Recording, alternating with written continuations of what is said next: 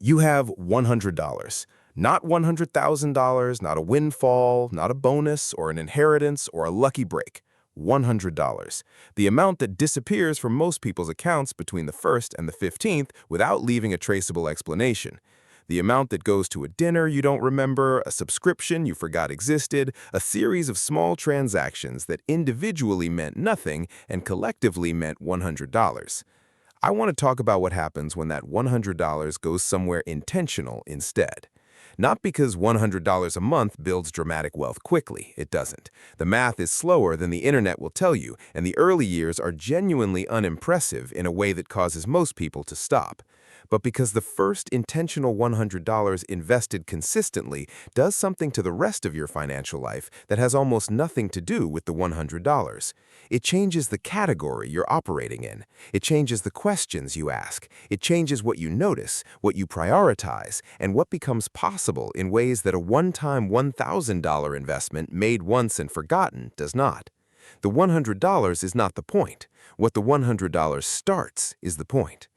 My name is William, and today we're going through exactly what changes, month by month, year by year, when $100 leaves your account on the 1st of every month and goes somewhere that compounds. Month 1. The mechanics and the feeling.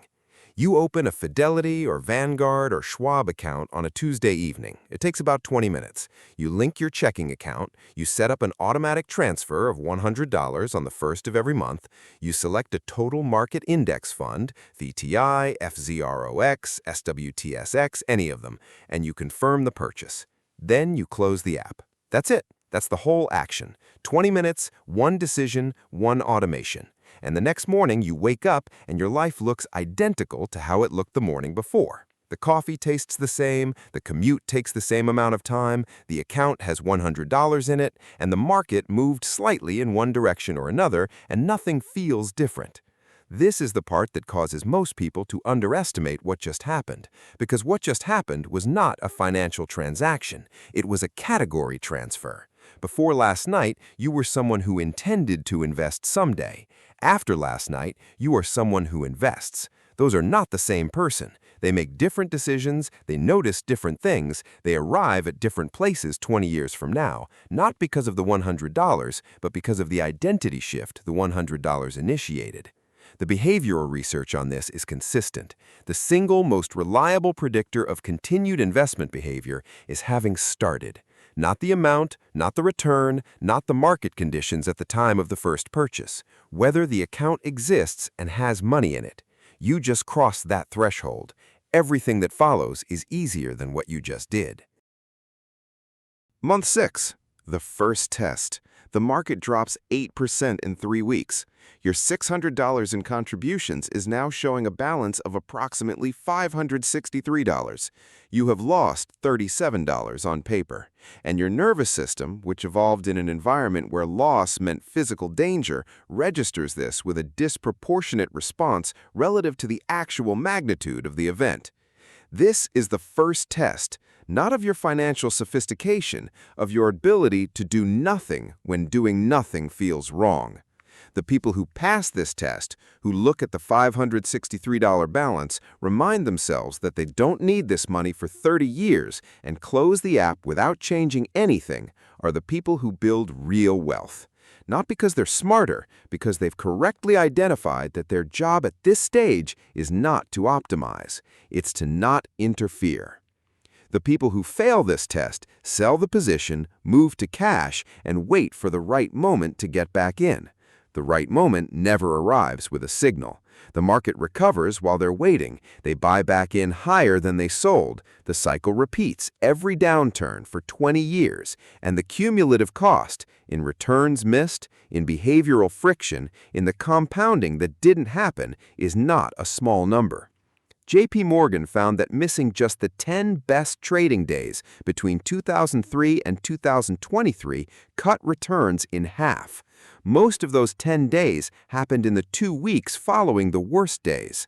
The people sitting in cash waiting for stability missed the recovery that began while the news still looked terrible. Your $600 became $563. You closed the app, you did nothing. That was the right answer. Year 1. $1,200 invested, the number that feels unimpressive and isn't. 12 months of $100 automatic transfers, $1,200 contributed. At a 7% annual average return, your balance is approximately $1,247. You made $47 beyond your contributions. $47, the cost of a dinner out, the return on a year of disciplined monthly investing. From the outside, this looks like an argument against starting small. From the inside, it is evidence of something that the early years never show clearly, but that the later years prove completely. You are not building a balance, you are building a rate. The $47 this year becomes $94 next year on the same contributions because the base is larger. The year after that, it becomes $145. The compounding is not dramatic yet. It won't be dramatic for several years, but it is present and it is accelerating. And every month you continue is a month that acceleration has more base to work from. There is also something happening that doesn't show in the account balance at all.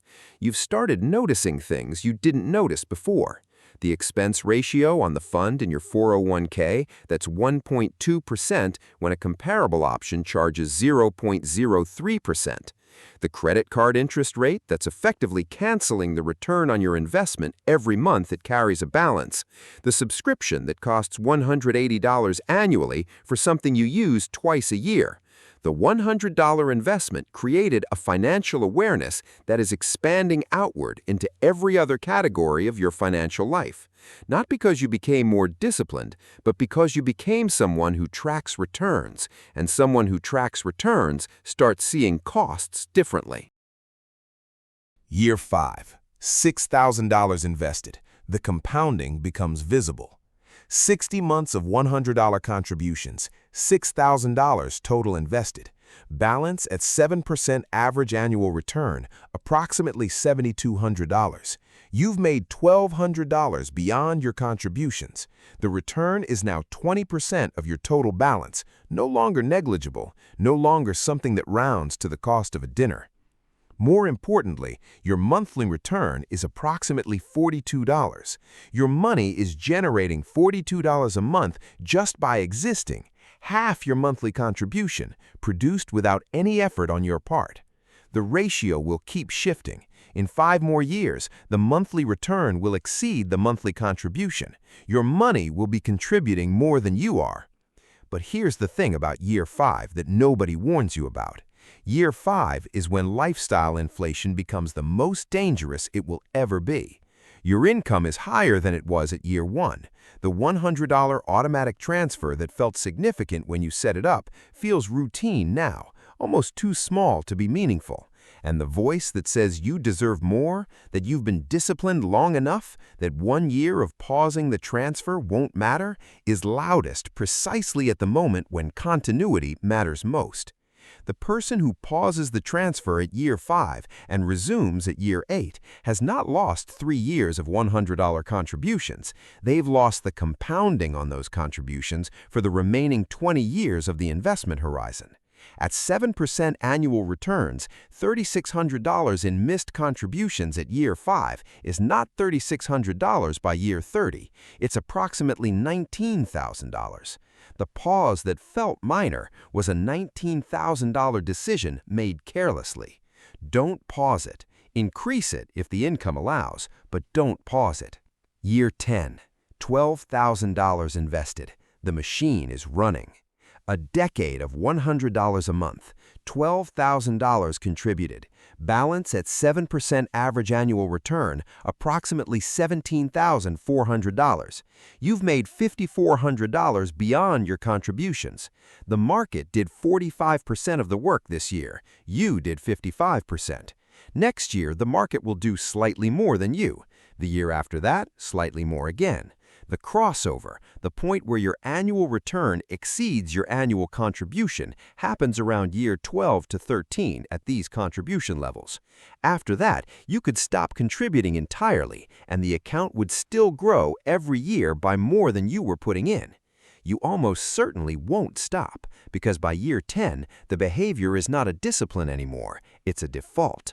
The $100 leaves on the first of the month the way the rent leaves, automatically, without decision, without consideration of whether this is the month to do it. The identity shift that happened in month 1 is now so complete that stopping would feel like the anomaly. And something else has happened by year 10 that is harder to quantify than the balance.